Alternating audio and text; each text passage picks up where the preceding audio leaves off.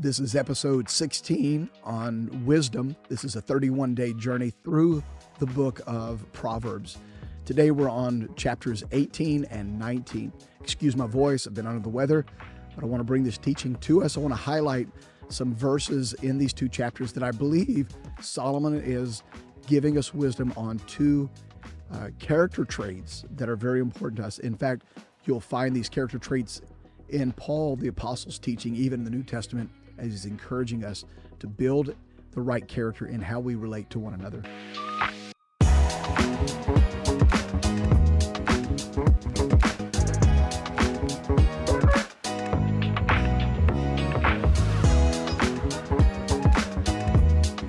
In verse 2 in chapter 18, he says, "Fools find no pleasure in understanding, but delight in airing their own opinions." And we see that fools don't want to really understand. They're very focused, maybe hard-headed, maybe set in their ways, and they're only interested in sharing what they know or their opinion. Maybe they're dogmatic about something. And it's foolish to have a closed mind. And there's two things that Solomon really repeats to us through these chapters in Proverbs. It is foolish to not want understanding, to not desire knowledge, to not want wisdom. And then, of course, it's foolish to just open our mouth without any filter or just sharing without having any insight. When we're acting foolish and very stubborn and hard-headed, we're only interested in arguing our opinions and quarreling over our opinions and not truly having an honest, intelligent discussion of how we can expand our knowledge and how can we expand our insight. In verses 4, 7, and 8, again, he deals with the power of our mouth, and really this is the negative characteristic of gossip, this character trait, a negative character trait of gossip. And we're warned at how damaging gossip can be and how damaging our mouth can be when we are in this trap of gossip.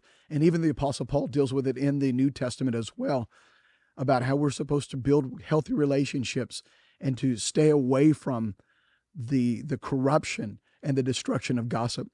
He says in verse 4, talking about the power of the mouth, he says, "The words of the mouth are deep waters, but the fountain of wisdom is a rushing stream." That we can see that our mouth can get us into trouble and can cause trouble, and that words can stir up conflict, or it can be a life-giving stream, that wise people use their mouth to produce life, and that the lips of fools will bring them trouble. And when we are stuck in the wrong frame of mind, wrong perspective, maybe an offense, that we begin to open our mouth and we end up getting into trouble with the words that we choose, the conversations that we have.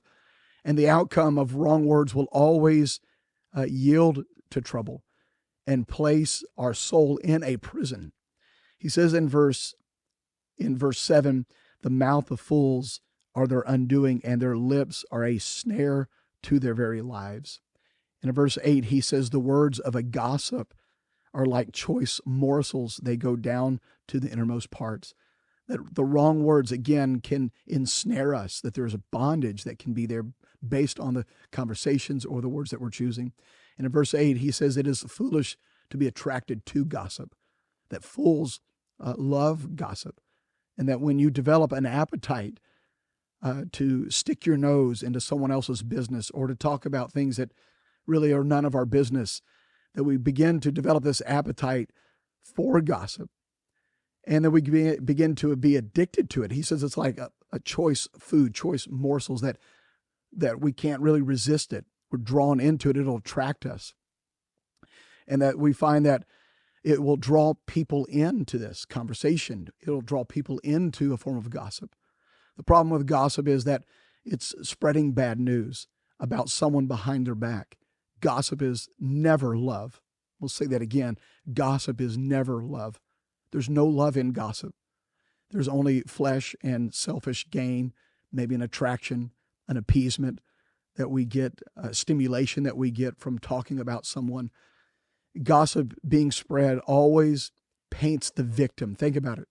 When we're sharing gossip, it always paints its victim in a bad light, and that people will walk away thinking less of the person that we were talking about. And most of the time, it's not factual information, or at least it's not really the full story.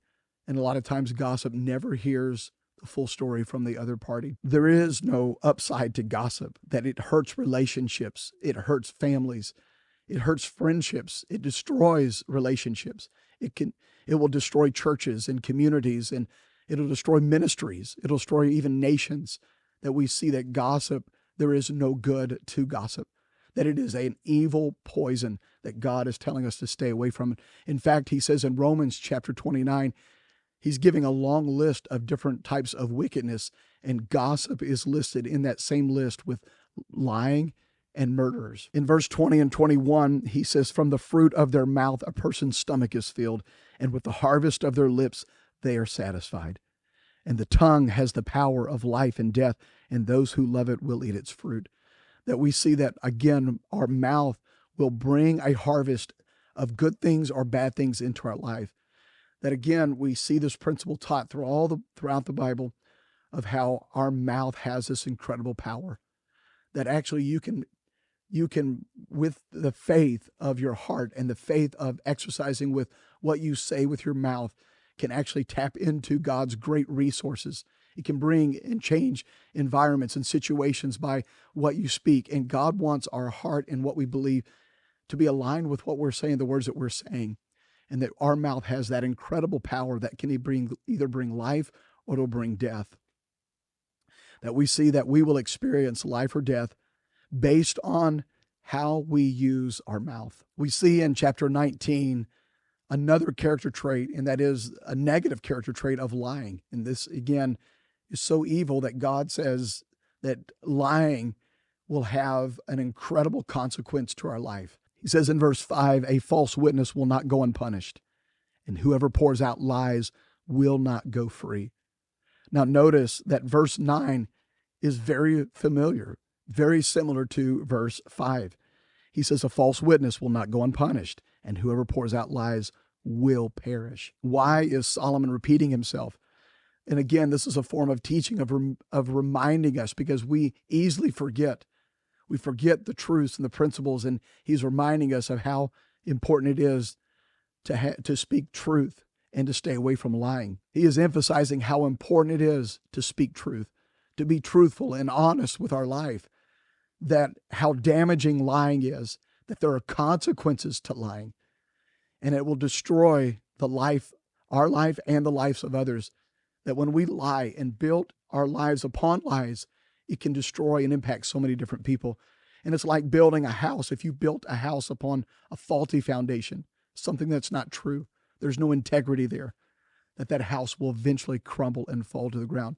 How many relationships have been destroyed because it has been built upon lies? In Revelation chapter 21, verse 8, he says, but the cowardly, the unbelieving, the vile, the murderers, the sexually immoral, those who practice magic arts, the idolaters, and all liars, they will be consigned to the fiery lake of burning sulfur.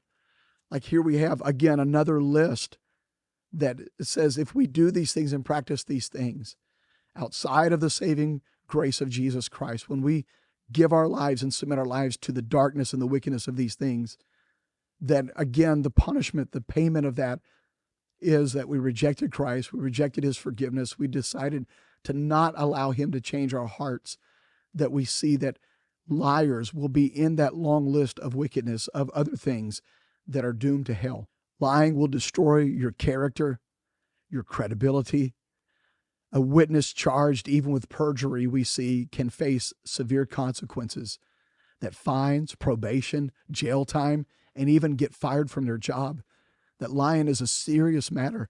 So it's not even biblically, and God's trying to give us how we can build healthy relationships and build good character, that he's instructing us to stay away from lying and to be truthful. But even our own society knows how damaging lying can be. Lying, giving a false witness about your neighbor or anyone, it was the 9th of the 10 commandments that God said that do not bear a false witness.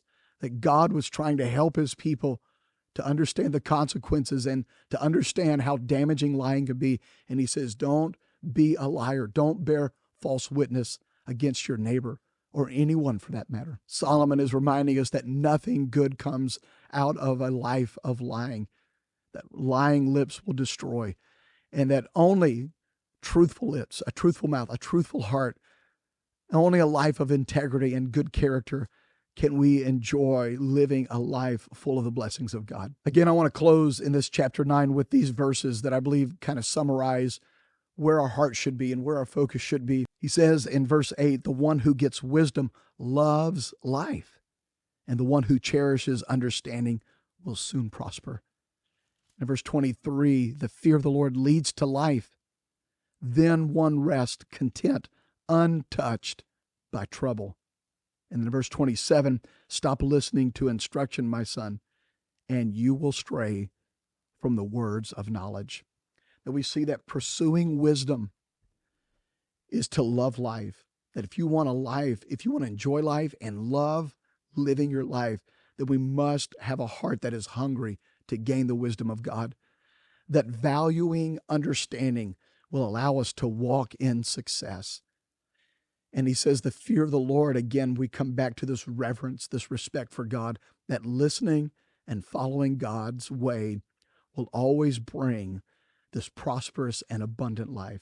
Doesn't mean it's going to shelter us from all trouble or all heartache and trials and tests. We will go through that, but I promise us that our life will be much more better to find success when we fear the Lord, reverence him, and that we're hungry to pursue knowledge and instruction.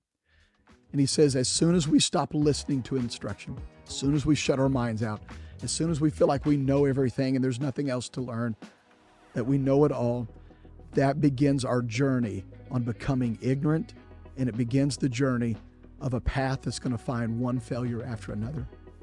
I pray today, again, out of these two chapters, 18 and 19, that we can find God's wisdom, that we will stay hungry for the wisdom of God, that this will help us develop the right character traits in our life. And if we can have a good heart, great integrity, I know that God's promises in our life will be fulfilled in our life.